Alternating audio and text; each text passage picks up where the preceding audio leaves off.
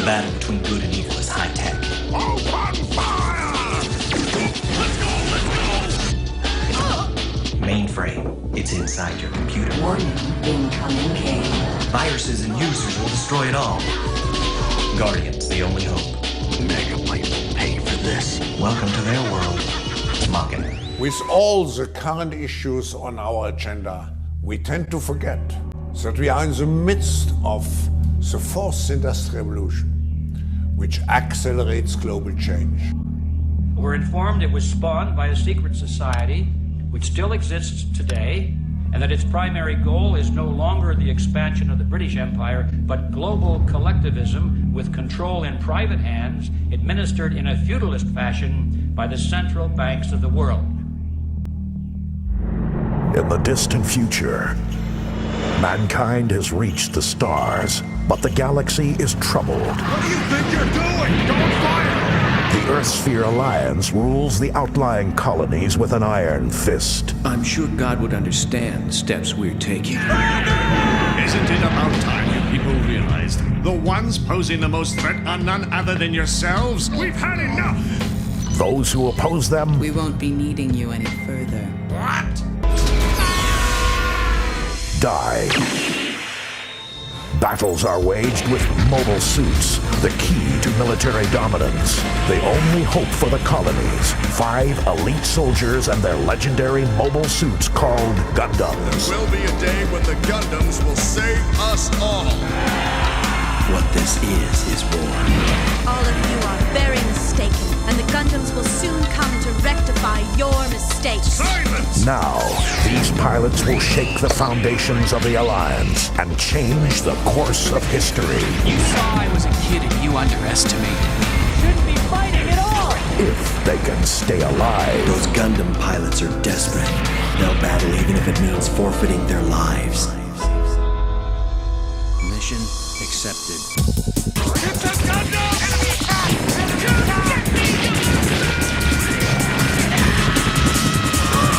I'll eliminate all obstacles. Just who are you anyway? Say goodbye. Get all mobile suits ready for combat at once! Don't die on me! Those who have laid eyes on a Gundam shall not live to tell about it. The international cabal constructing the proverbial New World Order is not a single cohesive entity, but a massive network with many moving parts and competing interests, some of them operating in full view of the public, while others move below the surface undetected. It is not wholly American, though it has made this once great nation its primary host. Like the cordyceps fungi, the transnational criminal ruling class has infected the very mind of man, training people to adopt destructive ideologies and behaviors at every level of human organization. Former New York Mayor John F. Hyland accurately described what he called an invisible government back in 1922 when he claimed, "The real menace of our republic is this invisible government which, like a giant octopus, sprawls its slimy legs over our cities, states, and nation. At the head of this octopus are the Rockefeller Standard Oil interests and a small group of powerful banking houses generally referred to as the international bankers who virtually run the US government for their own selfish purposes." Hyland's depiction of the invisible government as an octopus is still relevant today, more than a century later, though the players and institutions have changed with the times. In Hyland's era, Standard Oil played a significant role, and the influence of the Rockefellers and their foundation is still evident today. However, in contemporary times, leading globalist think tanks, such as the Council on Foreign Relations, the Bilderberg Group, the Trilateral Commission, and the World Economic Forum, amongst others, have replaced Standard Oil and accelerated the implementation of the totalitarian agenda.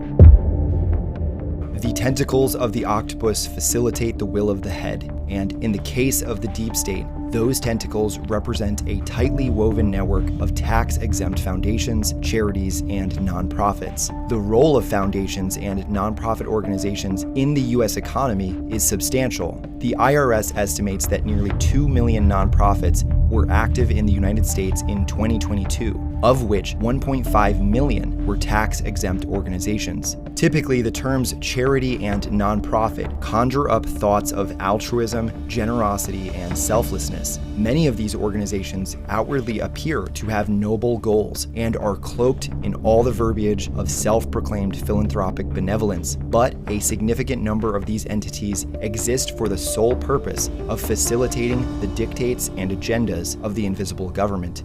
Far-left Rockefeller Foundation helped produce a shockingly prescient report on 4 possible future scenarios that could play out over the next 15 to 20 years. One of them involved a global pandemic that's remarkably similar to what happened over the last year. During this pandemic, quote, international mobility of both people and goods screeched to a halt. Normally bustling shops and office buildings sat empty for months, devoid of both employees and customers. National leaders around the world imposed airtight rules and restrictions, from the mandatory wearing of face masks to body temp checks. Wow, that does sound familiar. That energy. Do you sense it? What in the world did I awaken? Can you feel it? Rage burning in me. Here they come! Hit me with the full force of your powers! You must choose between dying quickly or dying slowly. That's a rotten set of options. I'm gonna wipe that smug look right off of your face! There's no way for us to distinguish between who's an ally and who's an enemy in disguise. Everything's becoming so clear. No matter how many times we attack, there's no effect. You don't know when to give up, do you? No. Rampage as you please. First you'll have to deal with me. I am unstoppable! What a set! Make it rain! Hey! Now it's time to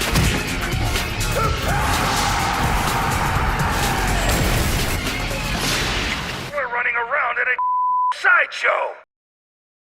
The first foundation in America was created in 1865 by the legendary financier George Peabody. Peabody is something of a legend among the financial elite. He was an associate of Baron Nathan Mayer Rothschild, a business partner to Junius Spencer Morgan, and is widely recognized as the father of modern philanthropy. It was George Peabody who first established the structure later emulated by men like Andrew Carnegie, John D. Rockefeller, and Johns Hopkins. Peabody set up the first large-scale American foundation, the Peabody Education Fund, endowing it with $1 million in government bonds. In 4 years, the fund would more than triple the investment. As with the foundations of today, the fund purported to have noble intentions, namely the education of recently freed black slaves, but this was only a pretext to gain an economic and political foothold in the southern states. It became what most major foundations become, an incredibly powerful financial tool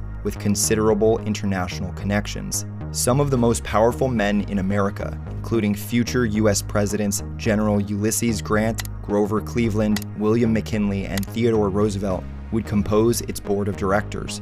This model was so wildly successful that other powerful and ambitious men would expand upon it in the early 1900s. The two most notable early foundations were the Carnegie Endowment and the Rockefeller Foundation, both of which became tax-exempt bastions for operatives of the invisible government and still exert considerable influence in the world to this day. These foundations were utilized to create and implement government policy through their staff members who would often occupy key positions in the executive, legislative, and judiciary departments. For example, the Carnegie Endowment today boasts a network of more than 150 experts who have served in nearly every administration since the endowment's funding.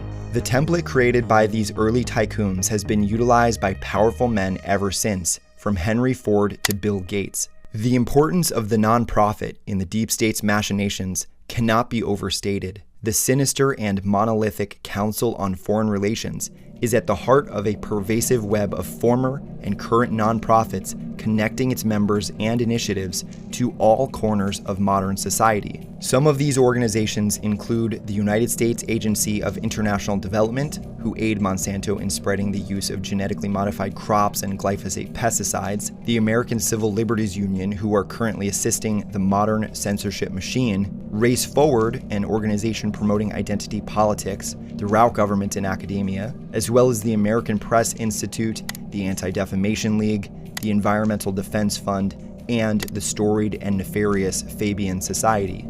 Other notable CFR-connected foundations include the National Association for the Advancement of Colored People, the New World Foundation, the RAND Corporation, the Tavistock Institute, the Union of Concerned Scientists, and the YMCA.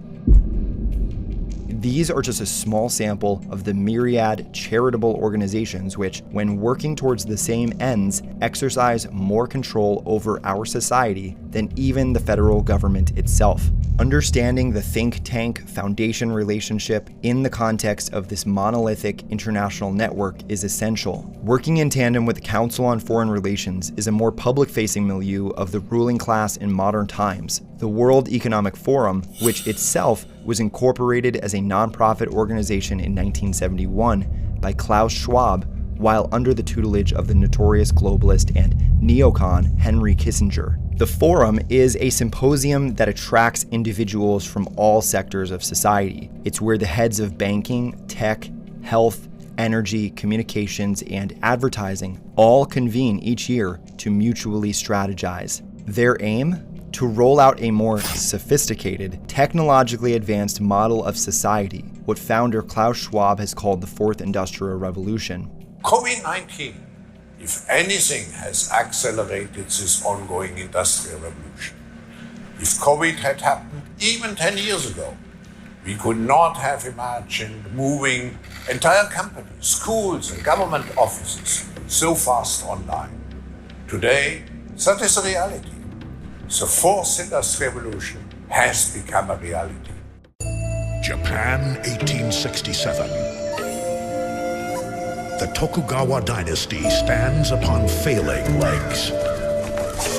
An invincible samurai, Kenshin Himura, walks the path of death and destruction, ushering in a new regime. Hated and feared by many, he is known as Hitokiri Batosai, the Manslayer.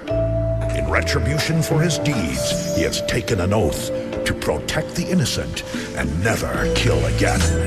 But old memories seldom fade, and bad habits die hard.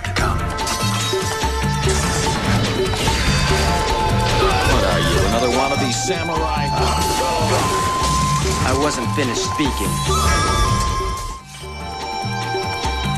But the Forum cannot affect these changes itself. It is only a venue for discussion and planning. To prepare society for these changes and to shield their narratives, both the Council and the Forum enlist the aid of their sprawling web of tax-exempt foundations and NGOs, all with different areas of focus. One of the most crucial of these areas is a burgeoning industry that's been dubbed the censorship industrial complex. This industry could be seen as the narrative control arm of the network, deploying and shielding the messaging associated with their various narratives by smearing those who dissent publicly and by policing journalism. We found that very chilling and very strange, and that really was the beginning of starting to understand that there was a vast apparatus of government agencies around the world, not just in the United States, think tanks, some of them associated with universities, and other groups that were putting pressure on social media platforms to engage in outright censorship of people for just having different views. Among the countless organizations dedicated to this function are the Pulitzer Center, the National Press Foundation, the International Center for Journalists, the Solutions Journalism Network, the Poynter Institute, and Media Matters for America.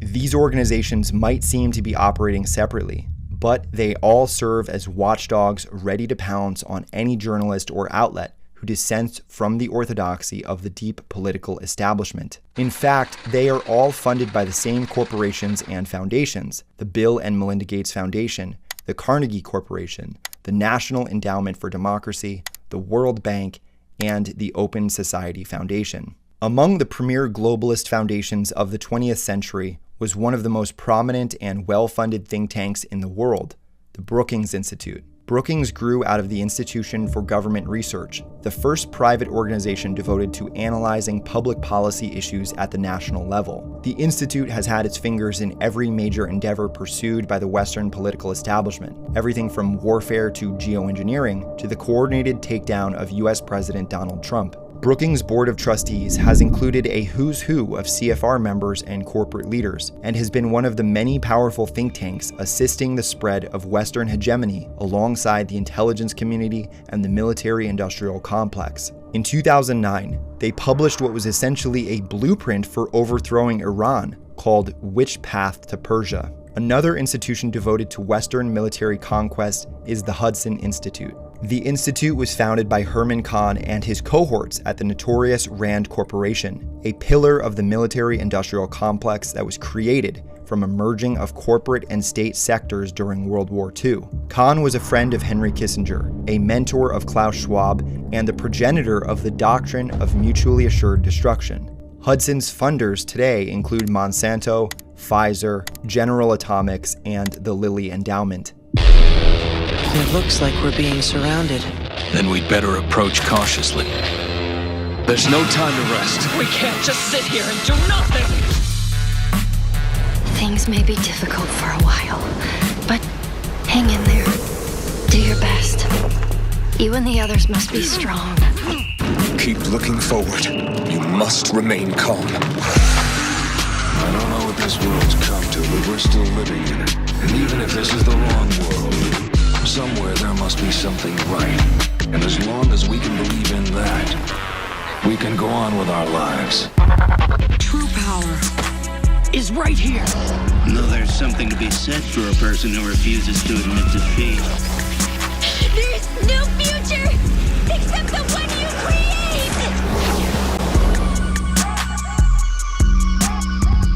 We will prevail! In the mid-1900s, the growing power and influence of this network of foundations was unknown to the average citizen, but there were those in government, namely B. Carroll Reese and Norman Dodd, who recognized the potential danger of this burgeoning system. This concern led to the creation of the Reese Committee. The committee was an investigative group in the United States House of Representatives, created to probe activities of tax-exempt organizations for potential subversion. The U.S. House voted in late July 1953 to approve the creation of the special committee. Among those who opposed its creation was CFR member and future President Gerald Ford. The primary concern was that the banker-run network of tax-exempt foundations and nonprofits did not exist for charitable purposes, but to subversively steer and manipulate the population along with the levers of power in Western society. As far back as 100 years ago, these organizations were involved in paving the way for the debasement of culture we see today, which has coincided with the rise of a liberal world order. Among the many findings and areas of interest turned up by the investigation was the funding by the Rockefeller Foundation of Nazi collaborator and father of the sexual revolution Alfred Kinsey, who was documented to have paid pedophiles to rape children. During the investigations, Norman Dodd was called to meet Ford Foundation Administrator Rowan Gaither, who claimed, "All of us that have a hand in the making of policies here have experiences either with the OSS during the war or the European Economic Administration after the war. We are here operating in response to similar directives, the substance of which that we shall use our grant-making power so to alter life in the United States that it can be comfortably merged with the Soviet Union." The Reese Committee was butting up against some of the most powerful forces in the American political establishment, and naturally it would face both opposition and obstruction. Establishment Republicans smeared the investigations as anti-Semitic.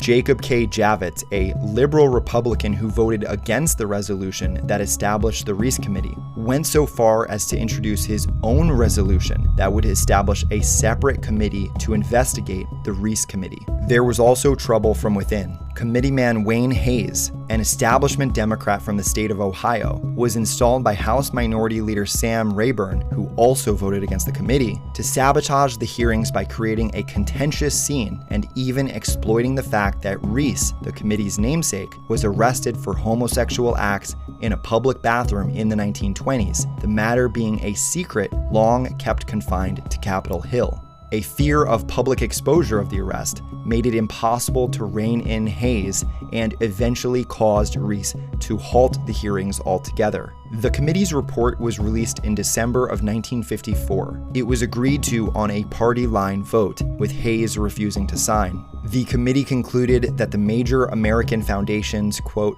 have actively supported attacks upon our social and government system and financed the promotion of socialism and collectivist ideas. The committee discovered that the Carnegie Foundation had attempted to use war as a tool for efficient population control in the United States. It also found that the Carnegie Foundation sought to infiltrate the U.S. State Department to subvert American society toward globalist ideologies. Mr. Dodd, what did you find out was the stated objective and goals of the great American foundations? We found out, Doctor, that these foundations had as their objective the orientation of the people of this country to the idea of collectivism, and thereby nullifying for good and all of the commitment of the country to individualism, which was the feature of the country at the beginning. The Reese Committee and the Dodd Report, despite their explosive findings, were overshadowed by the media spectacle regarding the censure of Joseph McCarthy. Though he never dared mention the Council on Foreign Relations by name, McCarthy had denounced many of its members. It is believed that the unrelenting attacks on McCarthy at this time were provoked by a fear that he might publicly connect the dots from the findings of the Reese Committee and Dodd Report to the CFR. The thorough demonization and character assassination of McCarthy resulted in its intended effect. No further congressional efforts or investigations into the funding of subversive organizations has taken place in 3/4 of a century since. The number of foundations and the magnitude of their subversive grant-making have increased significantly since that time. In recent memory, we've seen the corruption happening behind the scenes with Black Lives Matter, including foreign funding and the misappropriation of funds by its self-proclaimed Marxist leaders. We've also seen politicized organizations like Vote Blue, Prop or Not, Media Matters, and many others being utilized to sway public opinion in a way that directly benefits the international corporatocracy and the financial elite. One of the most prominent modern illustrations of this subversive process in action is billionaire magnate George Soros and his Open Society Foundations network. Any sincere effort to expose him or his fellow billionaire subversives must first be prepared for the ruthless assault that has befallen all those who attempted this in the past. Yesterday, Musk launched a baseless Twitter attack against George Soros, the progressive Jewish philanthropist who's often the target of anti-Semitic conspiracy theories. Musk tweeted that Soros reminds him of Magneto, a comic book supervillain. Soros's Open Society Foundation has funded protests and activist organizations around the globe. Most recently, he has been funding the pro-Palestine and pro-Hamas demonstrations on campuses around the United States, funneling money into surrogate institutions such as the Tides Foundation, and then seeding cash into even smaller groups like If Not Now and Jewish Voices for Peace, which is also funded by the Rockefeller Brothers Fund. The subversion of this nation is near complete, but it is far from inevitable. With the right leadership in Washington and a combination of audits and inquiries, this scourge could easily be dealt with. If we review the tax exemption status of these organizations and cut off the endless spigot of funding, these organizations will become effectively neutered. However, the tendrils of this monstrous system are deeply embedded in all branches of the federal government, with many individuals working in government today having risen to their positions with the help of a grant or fellowship from one of the many organizations mentioned. It's good to have an outpost of the council right here down the street from the State Department. We get a lot of advice from the council, so this will mean I won't have as far to go to be told what we should be doing and how we should think about the future. Until such time as our government is willing to finish where the Reece Committee left off, the network of tax-exempt foundations will continue to facilitate the will of the globalist think tanks, and America will continue to be usurped. How can we be sure of anything when there's so much we haven't seen yet? Which is why we must now unite as one. I guess it won't matter what I say, will it? By now, they've forgotten about you. You want to destroy me, right? Go on and try. You'll have to let go of everyone you've ever met. I left something behind that I couldn't leave without. Why does everybody have to leave me? You're not powerful enough, but I saw through your plan. Do you think you're the only ones who've suffered through all this? This world's running out of time, but it still has a chance. I'm not going to give up yet! You weren't expecting that from me, were ya? Let's push each other and get better together. We're all the same. Every last one of us. I know I'm being pushy, but working together has gotta be doing everything on your own. I am not a puppet! I will protect this world and all the people in it! Keep going! Don't give up! If this dream of yours comes true, what will you do then? I've got no clue. I'm not you after all. And I will defeat you! That I promise! Just don't expect it to be easy.